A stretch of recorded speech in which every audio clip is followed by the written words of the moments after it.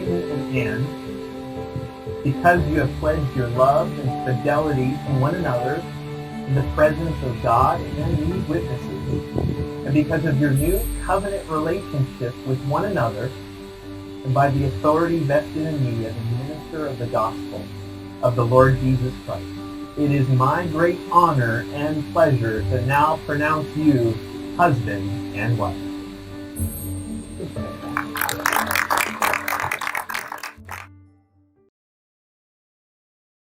She is bold, fierce, honest, fearless, caring, hilarious, and is always down for good Mexican food. And these are a few things of... And having a wedding for my daughter, whom has been as close to the perfect child that I could ever want, as far as, having everything.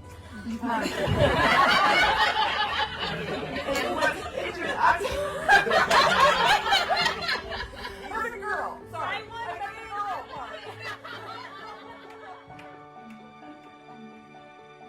But there was nothing so graceful and charming as watching you walk down the aisle and seeing both of you. You were probably 7 or 8, and you looked at me and said in your friendliest little voice that I was not following the schedule. And you gave me a couple suggestions as to how I could get back on track.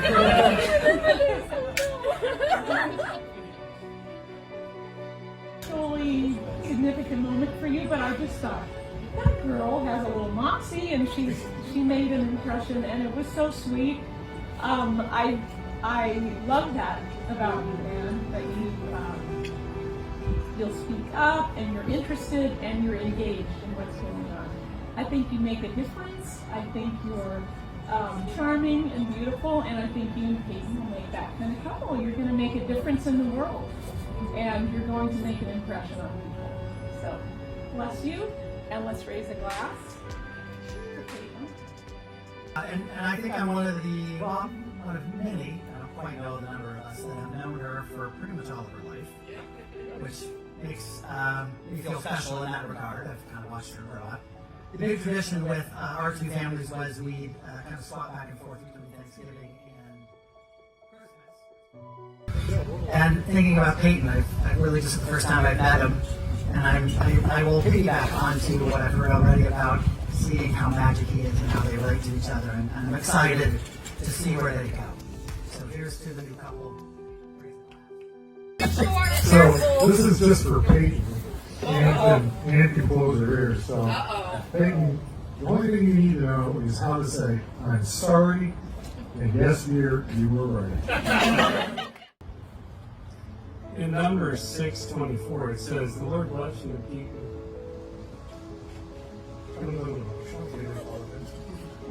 And I just ask that the Lord would keep you, protect you, and just help you to grow together as a couple. The Lord bless you and keep you, and make His face to shine upon you. And His pray the Lord would always just be right in your face, just saying, "Love me, look at me, I'll give you guidance." Oops, my phone keeps going out. Sorry. Change that, I guess. The Lord's face shine upon you and be gracious to you. The Lord turn His face towards you and give you peace.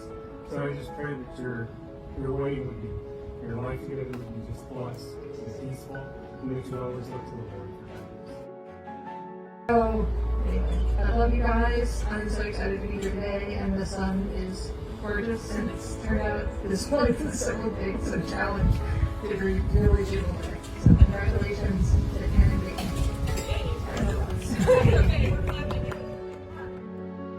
Peyton and Ann, when your mother and I got first married, we were given some advice, and so I'll pass that along to you. Wake up every morning and choose one another. There will be mornings when you wake up and you want to choose one another. Do it anyway. If you do it, you will have a successful and a happy marriage, and that's all we want for you guys. We love you, Ann, we love your family, everyone here, thank you so much. God bless you.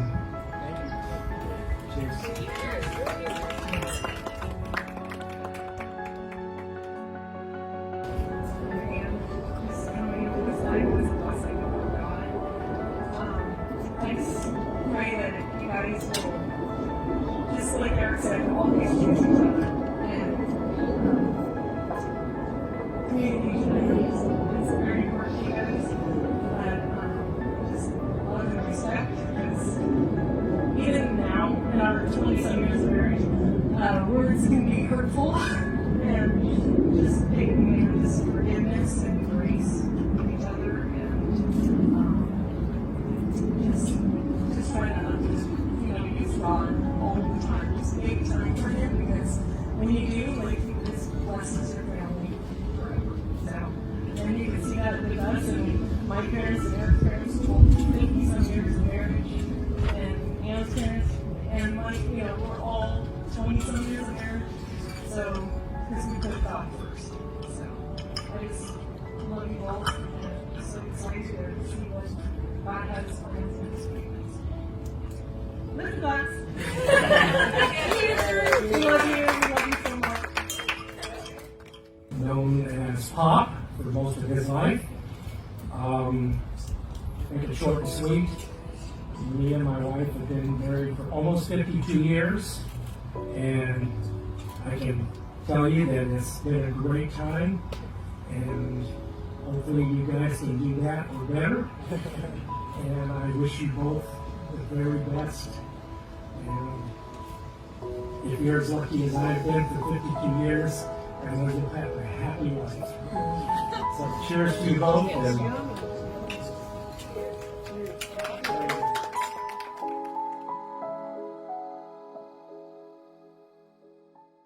She has asked her father, the attorney, whether she should enter into some sort of contract or partnership arrangement or something. So I took a look at that, and I quickly got diverted, however, because I realized to my horror that events had overtaken us, and that as part of the recent COVID relief bill, that Congress has imposed certain disclosures that must be made in connection with marriage. As a matter of fact, all of these are effective as of March 20, 2021. So you guys are on the leading edge here. So, okay, Peyton, this one is for you, and I'm sorry, it's highly technical. I've made it as clear as I can, but it's bad. Okay, this is known as the "you're outvoted 1-to-1" disclosure. All right. The Federal Elections Commission, together with several non-governmental organizations such as the Society for the Preservation of Fragile Egos and the Association of Men Who Think Their Opinions Actually Matter, hereby congratulate you on marrying Miss Wright. You are hereby advised that her first name is Always. Okay, despite the inherent and ultimately beautiful logic of mathematics, there is no 1-to-1 ratio in the matters of weighing spousal votes. Henceforth, the value of one husband vote shall have a consistent value of one with a discount rate equal to the greater of the current interest rate as announced by the Federal Reserve Board or the London Interbank Offering Rate, but never meeting or exceeding the full value of one, as ascribed to the wife's vote. The wife's vote, bearing the full value of one, shall always hold the tie-breaking vote in any manner in which votes may be cast. For example, in a scenario of I want to watch the Final Four versus I want to watch Pride and Prejudice, Pride and Prejudice always wins. In a scenario of I'd like to paint the bedroom purple and gold like the LA Lakers versus I found a lovely shade of taupe, results in a room reminiscent of parchment and Belgian lace doilies. In related matters, you are advised that you have a better than 75% chance of having the last words in an argument if those last words are, yes, dear.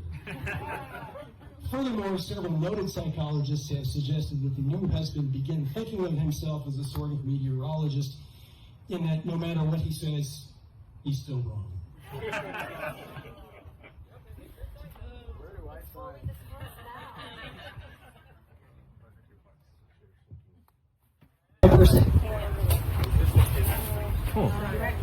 Well, so you get to see how they answer this question. So, this game runs that when I ask a question, they get to think about which answer is right, him or her, as the answer to the question.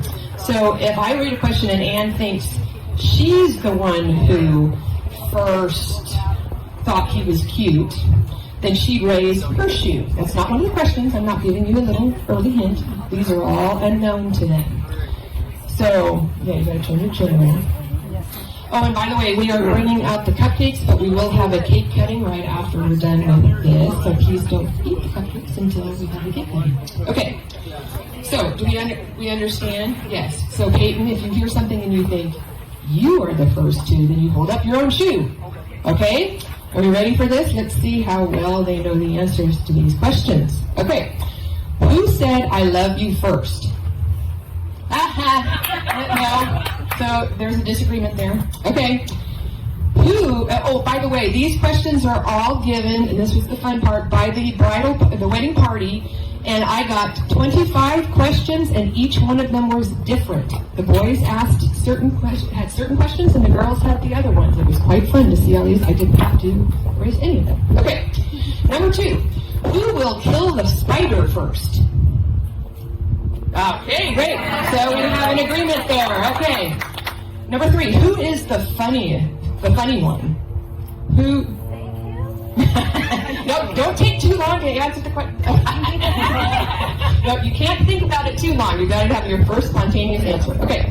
Number 4. Who spends the most time on his or her phone? Disagreement there. So far, we've only had one agreement, right? Uh-oh. Okay, 1 to 6 so far. Okay, we're on the losing side. Who is the most romantic? Nope, not in agreement yet. We're 1 out of 7. Okay. Oh no, sorry, 1 out of 6. Oh no, here's the next one. Number 6. Who has the most or spends the most on shoes? There we go. We're 2 out of 6 now. Okay. Number 7. Who leaves more dishes in the sink? Okay, we're 3 out of 7. That's great. Okay. Let's see. Number 8. Who leaves more dirty clothes on the floor? Okay. Number 9. Who will be the home projects initiator? Come on. Still a disagreement on that one. That's okay. All right. Better start over, man.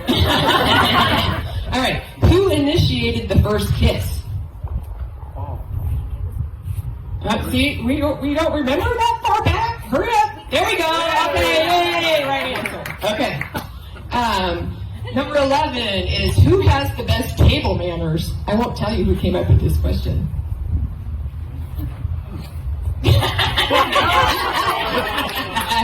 So what are we at now? 5 out of 11, I think, that they're in agreement? Okay. Somebody has to keep track, you say to me.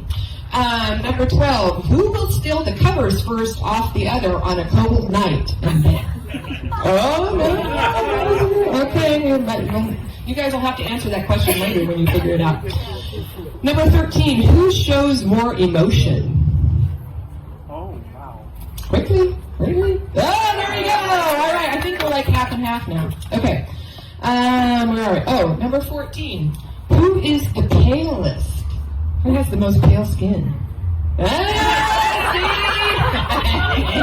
Okay, number 15. Who stays up later? Okay, there we go. So I think we're only at 6 out of 15. We're at a losing ratio, but that's okay. Number 16. Who screams louder on roller coasters?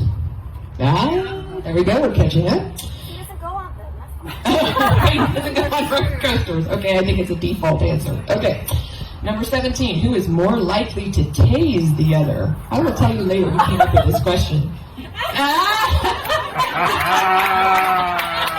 There we go.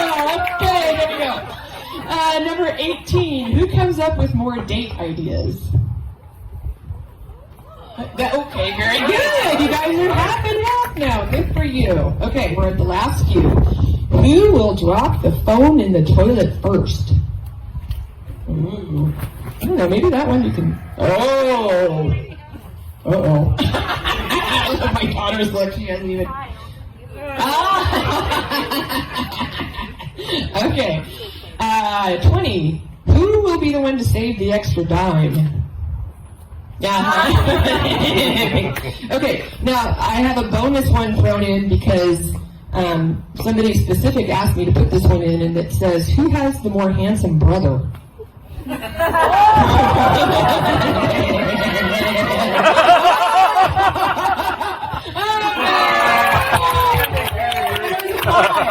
was a tie. There you go.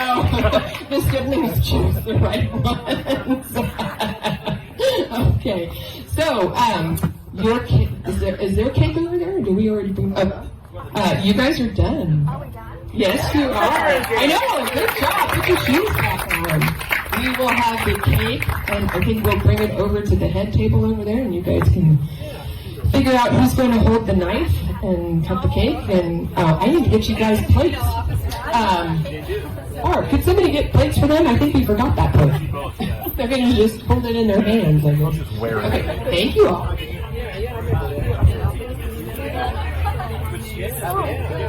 Oh, that was